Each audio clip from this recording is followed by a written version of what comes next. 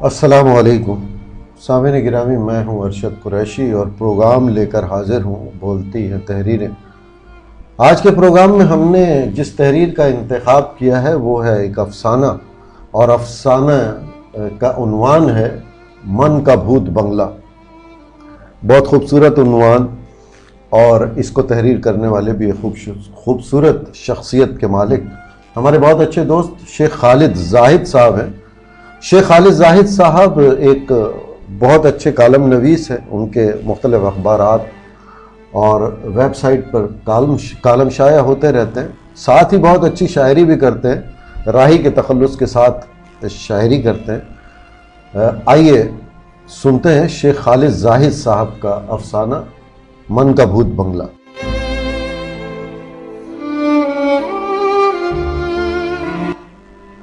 ہم اپنے اندر ایک بھوت بنگلہ لیے گھوم رہے ہیں، یا سب انسانوں کے اندر یہ بھوت بنگلہ ہوتا ہے۔ شاید یہ بھوت بنگلہ وقت، آلات اور واقعات مل کر بناتے ہیں، جس میں تزئین و آرائش اور مکینوں کا دعوت نامہ دکھ اور مایوسی کے ذمہ ہوتا ہے۔ ویسے اس بھوت بنگلے کی بنیاد باقاعدہ طور پر بچپن میں رکھ دی جاتی ہے، جب ہماری سرگرمیوں کو محدود رکھنے کے لیے ہمارے بڑے ہمیں ڈراتے ہیں کہ وہاں اندھیرا ہے، وہاں مت جانا، وہاں سنسان جگہ ہے، وہاں اکیلے نہ جانا۔ بھوت بنگلے کی دلچسپ بات یہ ہے کہ کسی کو بتایا بھی نہیں جا سکتا کہ آپ کے اندر ایک بھوتوں کی آماج گاہ بھوت بنگلہ ہے۔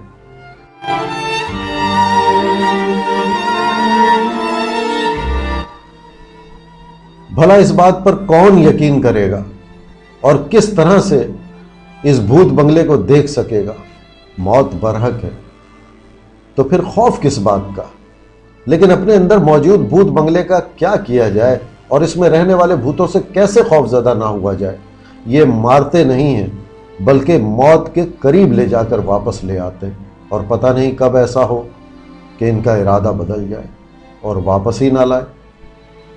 بھوت بنگلے والے بہت شور کرتے ہیں، یہ سامنے والے کے اندر بسنے والے بھوتوں کی حرکتوں تک رسائی حاصل کر لیتے ہیں۔ ان کی باہمی ہم آہنگی انہیں بتا دیتی ہے کہ سامنے والے بھوت اس سے کیا کروانا چاہ رہے ہیں۔ جیسے جیسے آپ اور سامنے والے کی ملاقات کا دورانیہ بڑھتا جاتا ہے، ویسے ویسے یہ بھوت حرکتوں میں اضافہ کرتے چلے جاتے ہیں۔ کبھی تو یہ بھوت بھی سامنے والے بھوتوں سے خوفزدہ ہو جاتے ہیں اور اپنے بھوت بنگلے میں چھپ کر بیٹھ جاتے ہیں، اور سناٹا ہو جاتا ہے۔ اور جب کبھی یہ ضد پر آ جاتے ہیں تو ایسا لگتا ہے جیسے وہ اس جسد خاکی کو، جو ان کے رہنے کی آماج گاہ ہے، مسمار کر دیں گے اور کہیں دوسری جگہ ہجرت کر جائیں گے۔ لیکن ایسا بھی نہیں ہوتا، نہ مارتے ہیں نہ ہی مرنے دیتے ہیں۔ پھر معلوم نہیں کیا ہوتا ہے، وہ سب جیسے آہستہ آہستہ سو جاتے ہیں، اور ان کی سونے کی مدت طے نہیں، جیسے جاگنے کی مدت کا پتہ نہیں ہوتا۔ ان کی خاموشی ایسا لگتی ہے کہ جیسے سارے بھوت بنگلے کے اندر ایک دوسرے سے چھپ جاتے ہیں۔ شاید کسی بات پر اتفاق نہ ہو پانے پر، یعنی کسی بات سے زیادہ خوف زدہ کرنا ہے، کس بات سے باز رکھنا ہے، الگ الگ ہو کر بیٹھ جاتے ہیں۔ کچھ بھی تو واضح نہیں ہوتا، من میں بھلا جھانکے تو کون؟ من بھوتوں کا بنگلہ جو ہے۔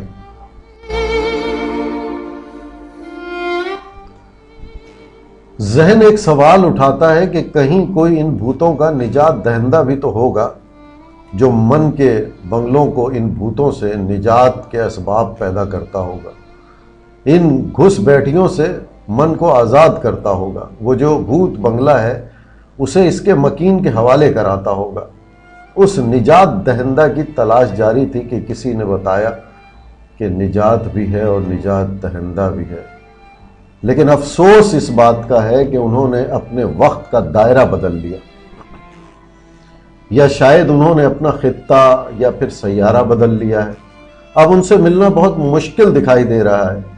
پہلے من کے بنگلے میں یہ رہتے تھے، لیکن انسانوں نے ان کی ایک نہیں مانی، اور پھر من خالی ہو گئے، اور خالی من دیکھ کر بھوتوں نے بسیرا کر لیا۔ کہنے والا کہہ رہا تھا کہ اب تو بس انہی بھوتوں کے ساتھ جینا پڑے گا، اور اس دار فانی سے کوچ کرنے تک ایسے ہی ہونکوں کی طرح بولائے بولائے رہنا پڑے گا۔ زندگی کی امنگ نے ایک سوال اٹھایا کہ کیوں نہ ان بھوتوں سے دوستی کر لی جائے، اور جب ان کے ساتھ رہنا ہی طے پایا ہے تو پھر خوف سے چھٹکارا پا لیا جائے۔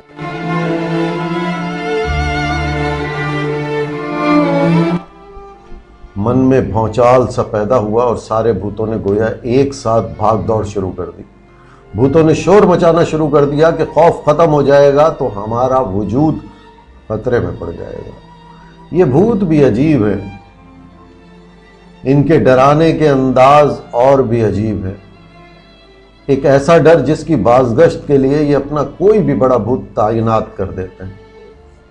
وہ ڈر یہ ہوتا ہے کہ اب سارے بھوت اس بھوت بنگلے کو تباہ کرنے والے ہیں، اور ایسا احساس دلاتے ہیں جیسے یہ بھوت کسی خودکش بمبار کے جسم پر بندھے ہوئے بم ہوں، اور بس دھماکہ ہونے ہی کو ہے۔ ہم اپنے کانوں پر ہاتھ رکھے گھنٹوں اس خوف کے انتظار میں گزار دیتے ہیں کہ دھماکہ اب ہوا کہ کب ہوا۔ دھماکہ نہیں ہوتا، خوف ہمارے پورے وجود میں صلاحیت کر جاتا ہے اور جیسے مفلوج کر کے رکھ دیتا ہے۔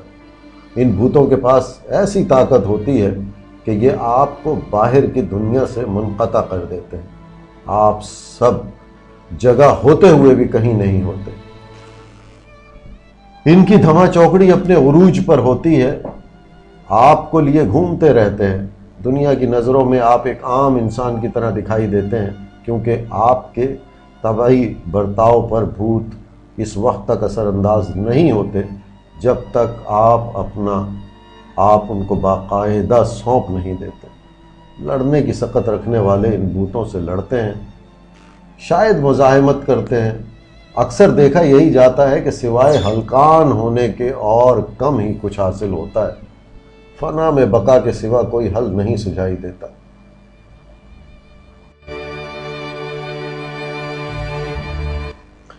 ہم ایک ایسے معاشرے میں پیدا ہوئے جہاں بدعنوانی، بے ایمانی، ایمان فروشی، جھوٹ، دھوکے بازی، حسد، قتل و غارت گری، جسم فروشی، نشہ، دغا بازی، چور بازاری، بھتہ خوری، گراں فروشی وغیرہ بھوت بن کر ہمیں اپنے قبضے میں کیے ہوئے ہیں، اور ان سے بچنے کا سوچنا بھی محال ہے۔ ان سے بچنے کی کوشش میں ساری زندگی گزار دیتے ہیں، اور پھر نسل در نسل یہ سلسلہ چلتا ہی جا رہا ہے۔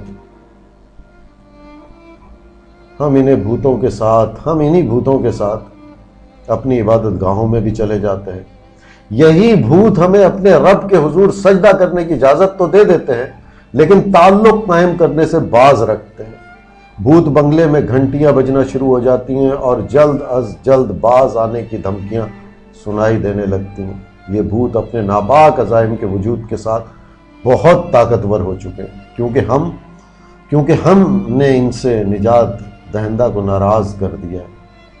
اب یہ بھوت ہم سے تدبیریں بھی وہی کرواتے ہیں جن سے یہ خوش ہوتے ہیں، جن سے ان کی بھوک مرتی ہے۔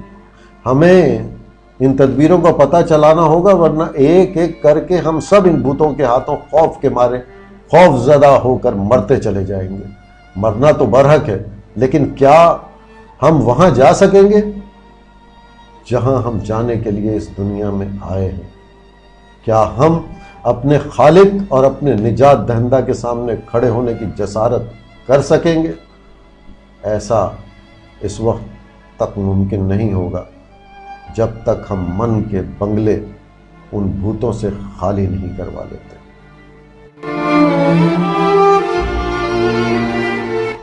تو سامعین گرامی، یہ افسانہ آپ کی سماعتوں کی نظر کیا، جس کو تحریر کیا تھا شیخ خالد زاہد صاحب نے، اور جس کا عنوان تھا من کا بھوت بنگلہ۔ اب ارشد قریشی اجازت چاہتا ہے، اپنا خیال رکھیے، اپنے پیاروں کا خیال رکھیے، ان لوگوں کا خیال ضرور رکھیے جو آپ کے ارد گرد رہتے ہیں، لیکن ان کا خیال رکھنے والا کوئی نہیں۔ جو صورتحال وطن عزیز کی ہے، جو ایک معاشی بحران آیا ہوا، میری آپ سے درخواست ہے اپنے ارد گرد ضرور نظر رکھیے گا۔ جب آپ اپنے بچوں کے ساتھ بیٹھ کر کھانا تناول فرما رہے ہوں تو ارد گرد کے ان لوگوں کا ضرور خیال رکھیے گا جنہیں شاید اب ایک وقت کا کھانا بھی میسر نہ ہو۔ فی امان اللہ۔